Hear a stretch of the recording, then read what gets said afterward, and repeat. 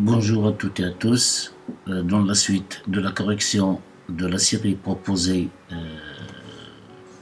de la séance de TD numéro 1, on a déjà vu la correction de l'exercice 1 qui est devant vous. Voici. Maintenant, on va corriger l'exercice numéro 2, puis l'exercice numéro 3.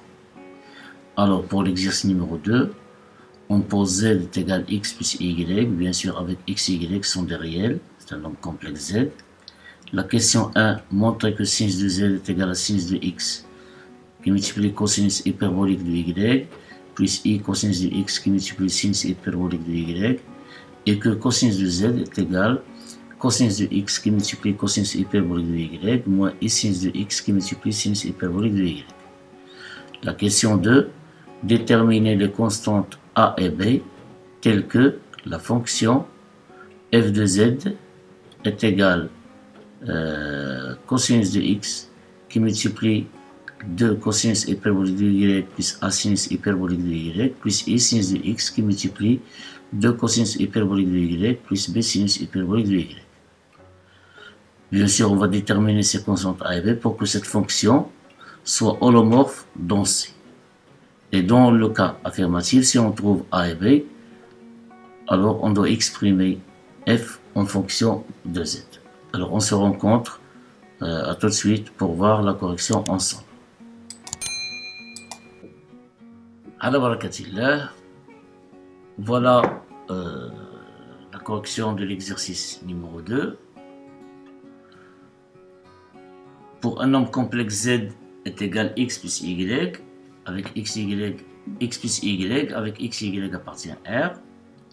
Pour la première question, on doit montrer que sinus de z, sinus du nombre complexe z, est égal à sinus de x, cosinus qui multiplie cosinus hyperbolique de y, plus i cosinus de x qui multiplie sinus hyperbolique de y, et pour cosinus de z, il doit être égal, ou bien on va montrer qu'il est égal à cosinus de x qui multiplie cosinus hyperbolique de y, moins i sinus de x qui multiplie sinus hyperbolique de y. Avant de commencer, on doit faire un rappel sur cosinus hyperbolique de x et cosinus hyperbolique de x. Par définition de cosinus hyperbolique de x avec x appartient à R, il est défini bien sûr sur R, c'est l'exponentielle de x plus exponentielle de moins x sur 2. Et sinus hyperbolique de x, c'est l'exponentielle de x moins exponentielle de moins x sur 2. On voit bien que cosinus hyperbolique de x c'est une fonction paire, et sinus hyperbolique de x, sinus hyperbolique c'est une fonction impaire. De plus, ces deux fonctions sont dérivables. La dérivée de cosinus hyperbolique de x, c'est sinus hyperbolique de x, et la dérivée de sinus hyperbolique de x, c'est cosinus hyperbolique de x. Et on a intérêt à utiliser cosinus de x sous la forme de l'air, c'est-à-dire c'est exponentielle de ix plus exponentielle de moins x sur 2, et sinus de x égale exponentielle de ix moins exponentielle de moins x sur 2i. Tout d'abord, je vais utiliser deux méthodes. Une première méthode, bien sûr que ça marche pour les deux résultats, on va l'appliquer à sinus de z. Et la deuxième méthode, on va l'appliquer à cosinus de z. Mais les deux méthodes, ça marche pour montrer ces deux résultats. La première, on a sinus de z, c'est sinus de x plus y. Et d'après les formules d'addition des fonctions trigonométriques, ici sinus, on a sinus de la somme de nombres. C'est sinus de x qui multiplie cosinus de y, plus cosinus de x qui multiplie sinus de y. On va remplacer cosinus de y par cette forme. C'est-à-dire on va remplacer x par y. Donc qu'est-ce qu'on obtient? Cosinus de y, c'est exponentielle de i qui multiplie y, plus exponentielle de moins i qui multiplie y sur 2. Voilà sinus. Même chose ici, plus cosinus de x, on va utiliser cette forme pour sinus, mais cette fois-ci, au lieu de x, on va utiliser y. Donc c'est exponentielle de i qui multiplie y, moins exponentielle de moins i qui multiplie y sur 2i. C'est sinus de x. Commençons par celle-là, i fois i c'est moins 1 avec moins c'est plus, donc c'est ey. Ici, i fois i c'est moins, donc c'est plus au moins y sur 2. Ici, on a i au dénominateur, on va multiplier du numérateur au dénominateur par i, ça veut dire on va chasser i du dénominateur, on obtient ici moins 2, et puis on factorise par moins i ici. Donc c'est cosinus de x moins i, qui multiplie i fois i, c'est moins 1, donc e moins y, moins i fois i c'est moins 1 avec moins c'est plus, e y, sur 2. Donc c'est sinus de x, e y plus e de moins y sur 2. Au lieu de prendre i moins 1 ici, on va le faire entrer ici pour trouver l'opposé de cette quantité, qui est égal à y moins e de moins y. C'est-à-dire on va multiplier par moins ici à l'intérieur, on va laisser ici. Donc c'est plus i cosinus de x, y pour 1 de moins y sur 2, et tout cela pour avoir les résultats, les formules qu'on a mentionnées au rappel. Donc on obtient ces sinus de x qui multiplie cette expression, c'est cosinus hyperbolique de y, plus i, pardon, encore une fois on oublie, plus i, cosinus de x, qui multiplie sinus hyperbolique de y. Et voilà, sinus de z est égal à sinus de x, cosinus hyperbolique de y, plus i, cosinus de x, sinus hyperbolique de y, bien sûr, avec le fait que z est égal à x plus i, y. De la même manière, on trouve cosinus de z, c'est-à-dire en utilisant cette technique, et je vous incite à refaire ces calculs pour trouver ce résultat. Deuxième méthode, on va l'appliquer à cosinus de z, mais elle est valable aussi pour montrer ce résultat. On a cosinus de z est égal à eiz plus e moins iz sur 2. On a utilisé cette formule, c'est-à-dire la formule de l'air. Elle est vraie aussi dans C. Sinus de z est égal à eiz moins e de moins iz sur 2. Et on remarque que eiz, c'est ei qui multiplie x plus y, c'est-à-dire c'est e de moins y, i fois i, c'est moins 1, donc moins y, plus ix. Et d'après les propriétés de l'exponentielle, c'est exponentielle de moins y qui multiplie exponentielle de ix. De la même manière, e de moins iz, on va trouver qu'elle est égale à exponentielle de y qui multiplie exponentielle de moins ix. Maintenant, on va remplacer eiz et moins iz dans le cosinus ici. Donc cosinus de z, c'est quoi? C'est e de moins y, eiz, c'est là, e de moins y, ex, plus e de y exponentielle de moins x, le tout sur 2. On sait que e de x et e moins x sont des nombres complexes de module 1 et qui ont pour argument de module 1, qui ont pour argument la première c'est x, la deuxième c'est moins x. Donc leur écriture sous forme trigonométrique sont les suivantes. Donc c'est e de moins y, e de x c'est cosinus de x plus i sinus de x, plus e de y qui multiplie cosinus de moins x plus i sinus de moins x. Or, cosinus de moins x, c'est cosinus de x, et sinus de moins x, c'est moins sinus de x. Donc voilà, c'est en développant, on obtient e de moins y cosinus de x plus i, e de moins y sinus de x, plus e de y cosinus de x, moins i, e y sinus de x. En factorisant ces deux-là par cosinus, on obtient cosinus de y, facteur de e moins y, plus y sur 2. Bien, e de y plus e de moins y sur 2, ça ne change rien. On va factoriser par moins i, c'est moins i, et bien sûr moins i sinus de x, on obtient ici e de y, c'est moins e de moins y sur 2. Or, e de y plus e de moins y n'est que cosinus hyperbolique de y, et e de y moins exponentielle de moins y sur 2 n'est que sinus hyperbolique de y.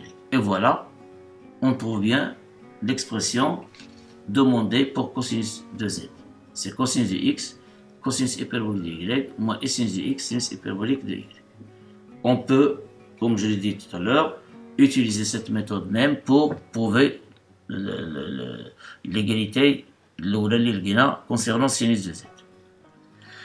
Maintenant, pour la deuxième question, au fait, il est divisé en deux, c'est pour cela que j'ai mis ici étoile. La première consigne, c'est que il nous demande de déterminer les valeurs de a et b pour que la fonction f de z, celle-là, soit holomorphe sur c. F de z, c'est cosinus de x qui multiplie 2 cosinus hyperbolique de y, plus a sinus hyperbolique de y, plus i sinus de x qui multiplie 2 cosinus hyperbolique de y, plus b sinus hyperbolique de y. Pour cela, on a utilisé la partie réelle et la partie imaginaire comme des fonctions à deux variables dans R2. P de x, y, c'est cosinus de x qui multiplie 2 cosinus hyperbolique de y plus a sinus hyperbolique de y. Et P de x, y, c'est sinus de x qui multiplie 2 cosinus hyperbolique de y plus b sinus hyperbolique de y. La première de remarque, elle est intéressante, c'est que ces deux fonctions sont indéfiniment dérivables. Regardez, ce sont des produits, des sommes, des fonctions qui sont indéfiniment dérivables.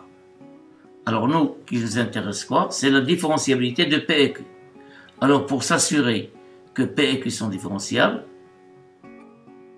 il faut s'assurer, parmi d'autres bien sûr d'autres techniques, que P et Q sont de classe C1. Or tel est le cas. P et Q sont de classe C1. Ce sont des fonctions dérivables et du dérivé continu. Et puisque P et Q sont de classe C1, alors ils sont différenciables. Donc la première des choses, la différenciabilité de P et Q est assurée. Maintenant, on va utiliser les dérivées partielles pour vérifier,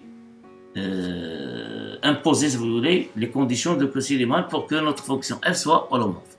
Alors, pour qu'il soit holomorphe, il faut que P, ou la propriété de neuf cours, P est holomorphe si seulement ces P et Q sont différenciables et vérifions les conditions de Cauchy-Riemann. Alors, ils sont différenciables, voilà, c'est fait. Maintenant, passons aux dérivées partielles. Dérivée partielle de P par rapport à X, on voit bien que cette quantité, cette expression ne dépend pas de X, donc il suffit de relever cosinus. Donc moins sinus de X fois celle-là. La dérivée par rapport à Y, cosinus de X ne dépend pas de Y, donc c'est cosinus de X, et on dérive celle-là. Dérivée de cosinus, c'est sinus hyperbolique, et dérivée de sinus hyperbolique, c'est cosinus hyperbolique. Voilà. Même chose ici pour dérivée partielle de X, de Q par rapport à X. Alors, celle-là ne dépend pas de x, donc c'est dérivé de sinus et cosinus, et on multiplie par cette expression intacte. Et dérivé partielle de q par rapport à y, on conserve sinus de x et on dérive l'expression qui contient y. Donc c'est dérivé de cosinus hyperbolique, c'est sinus hyperbolique, dérivé de sinus hyperbolique, c'est cosinus hyperbolique. Donc voilà les dérivées partielles, les 4 dérivées partielles. Pour que f soit holomorphe sur C, plus la condition de différenciabilité, pour que f soit holomorphe sur C, il suffit que les conditions de Cauchy-Riemann sont vérifiées. Alors ici, il y a de classe C1, ça veut dire que les fonctions, nouvelles fonctions, sont continues, sont dérivables, voilà, elles sont continues.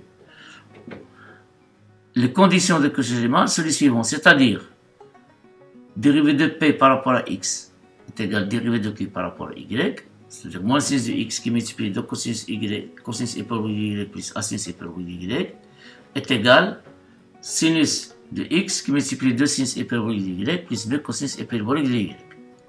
Et idem pour la dérivée partielle de P par rapport à Y est égal moins dérivée partielle de Q par rapport à X.